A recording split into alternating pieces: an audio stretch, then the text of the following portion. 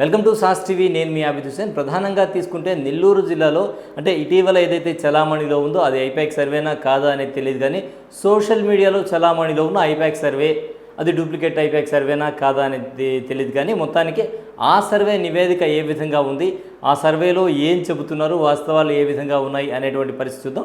ప్రధానంగా మక్కి ఇదే జరుగుతుందా, ఇలాగే ఉంటుందా అనేది తెలియదు.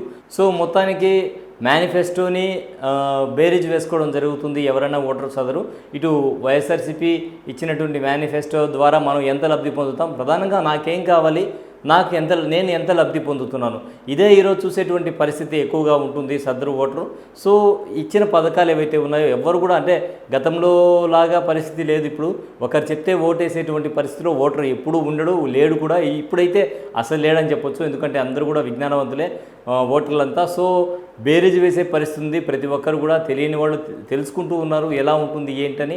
సో ఈ మేనిఫెస్టో వైఎస్ఆర్సీపీ మేనిఫెస్టో ఏంటి, టీడీపీ మేనిఫెస్టో ఏంటి, ఎవరి వల్ల లబ్ధి చేకూరేటువంటి అవకాశం ఉంది అంతిమంగా, అదేవిధంగా లబ్ధి పొందిన తర్వాత అంటే ఏదైతే మేనిఫెస్టో ప్రకటించారో అధికారంలోకి వచ్చిన తర్వాత ఏ పార్టీ ఖచ్చితంగా అమలు చేస్తుంది, ఇది కూడా చూస్తారు.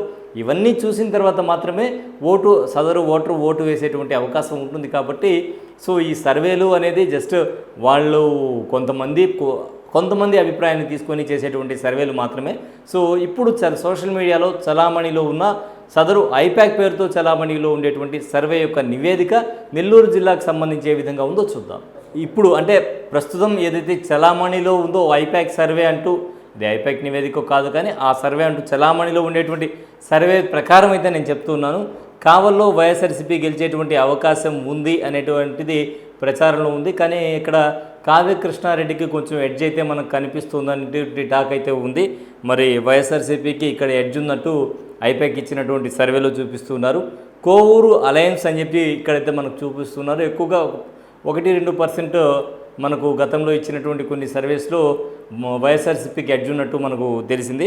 మరి నెల్లూరు సిటీ తీసుకుంటే నెల్లూరు సిటీలో అలయన్స్ కూటమి అన్నట్టు ఓకే, నారాయణ వైపు కొంచెం ఎడ్జ్ ఉన్నట్టయితే నెల్లూరు సిటీ వరకు మనకైతే తెలుస్తుంది. ఇది ఓకే.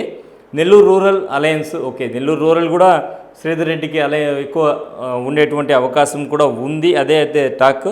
సో అది కూడా ఓకే. ఉదయగిరి తీసుకుంటే వైఎస్ఆర్సీపీ అని చెప్పడం జరిగింది. సో వైఎస్ఆర్సీపీకి అంత ఎడ్జ్ ఉంటుందా అనేది కూడా ఉదయగిరిలో మనం చూడాల్సినటువంటి పరిస్థితి ఉంటుంది. ఉదయగిరిలో మనం గతంలో కూడా చూసాం. సో వైఎస్ఆర్సీపీ కొన్ని మీటింగ్స్కి జనాలే లేకుండా ఉండేటువంటి పరిస్థితి ఉంది. మరి వైఎస్ఆర్సీపీకి ఎడ్జ్ అయితే ఇక్కడ చూపిస్తున్నారు. ఆత్మకూరు అలయన్స్ చూపిస్తూ ఉన్నారు. ఓకే, ఆత్మకూరులో టైట్ ఫైట్ అయితే ఉంటుంది, ఎందుకంటే ఇద్దరు కూడా మంచి నేతలే కావడంతో ఇటు మేకపాటి విక్రమ్ రెడ్డి కావచ్చు, ఆనం రామనారాయణ రెడ్డి ఉండొచ్చు, ఇద్దరి మధ్య కూడా టైట్ ఫైట్ ఉండేటువంటి అవకాశం ఉంది. మరి ఎడ్జ్ టీడీపీకి ఉండేటువంటి అవకాశం అయితే ఉండే అవకాశాలు కూడా ఉన్నాయి, చెప్పలేం. సర్వేపల్లి వైఎస్ఆర్సీపీ అని చెప్పడం జరిగింది. వైఎస్ఆర్సీపీ ఎడ్జ్ ఉంటుందా లేదా సర్వేపల్లి టీడీపీ వశమవుతుందా అనేది కూడా చూడాల్సినటువంటి పరిస్థితి. ఇద్దరికి కూడా టైట్ ఫైట్ ఉండేటువంటి అవకాశం ఉందని ఇటీవల వచ్చినటువంటి సర్వే నివేదికలు చెప్తున్నాయి. అంటే ఇద్దరికి కూడా టైట్ ఫైట్ ఉండేటువంటి అవకాశం ఉందని ఇక్కడ ఏమైతే మనకు సర్వేపల్లి వైసీపీ ఇవ్వడం జరిగింది. గూడూరు అలయన్స్ అయితే మనకు ఎస్సీ కాన్స్టిట్యున్సీ తిరుపతి పార్లమెంట్ సెగ్మెంట్లో ఎస్సీ కాన్స్టిట్యున్సీ గూడూరు అలయన్స్ అని చెప్పడం జరిగింది. సో గూడూరులో కూడా పాసం సునీల్ కుమార్కి కొంత ఎడ్జ్ ఉండేటువంటి అవకాశం ఉంది. సో ఇచ్చినటువంటి సర్వే మక్కి వాస్తవమా కాదా అని మనం చెప్పలేము, కానీ కొంత ఈ సర్వేలో వాస్తవం ఉండేటువంటి అవకాశాలు అయితే మనకు కనిపిస్తూ ఉన్నాయి. కొన్ని నియోజకవర్గాల్లో కొన్ని టైట్ ఫైట్ ఉండేటువంటి పరిస్థితులు కూడా కొంచెం ఎడ్జ్ ఇచ్చేసినటువంటి పరిస్థితులు మనం చూడవచ్చు. సో ఓవరాల్గా తీసుకుంటే మరి ఏ విధంగా ఉంటుంది, ఎలా ఉంటుంది అనేది మాత్రం మనం చూడాలి. కొన్ని మీటింగ్స్కి మనం చూడవచ్చు. కొన్ని మీటింగ్స్కి ఏంటంటే జనాభా ముందుగా వస్తూ ఉన్నారు, మీటింగ్ జరిగేటప్పుడు తరలి వెళ్ళిపోతూ ఉన్నారు.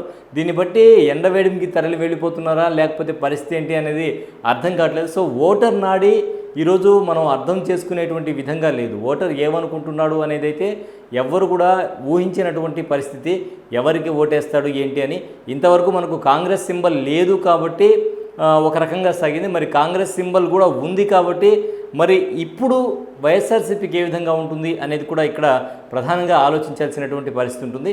సో ఈసారి ఎన్నికల్లో మాత్రం ఇది ఒక రకంగా మనకు కొన్ని శాతం ఓట్ల వరకు మనం చూసినట్లయితే అది అంటే కాంగ్రెస్ పార్టీని మొదటి నుంచి అభిమానిస్తూ వచ్చినటువంటి వాళ్ళు ఎవరైతే ఉంటారో వాళ్ళకి ఈసారి హస్తం గుర్తు మరి బ్యాలెట్ పేపర్లో కనబడేటువంటి అవకాశం ఉంది. ఇది ఒక ప్రత్యేకమైనటువంటి కొత్త విషయంగా అని చెప్పొచ్చు. ఎందుకంటే ఈసారి అంటే గతంలోకి ఈసారికి తీసుకుంటే ఇది ఒక డిఫరెంట్ థింగ్ అనమాట. సో హస్తం గుర్తు కూడా ఈసారి కనబడుతూ ఉంటుంది కాబట్టి మరి అది కూటమికి ఏ విధంగా ఉపయోగపడుతుంది అనేది చూడాలి.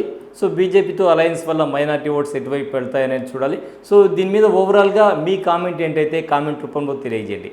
ఇది ఇవాళ స్పెషల్ రిపోర్ట్. మరో స్పెషల్ రిపోర్ట్లో మళ్ళీ కలుద్దాం. అంతవరకు సెలవు, నమస్కారం.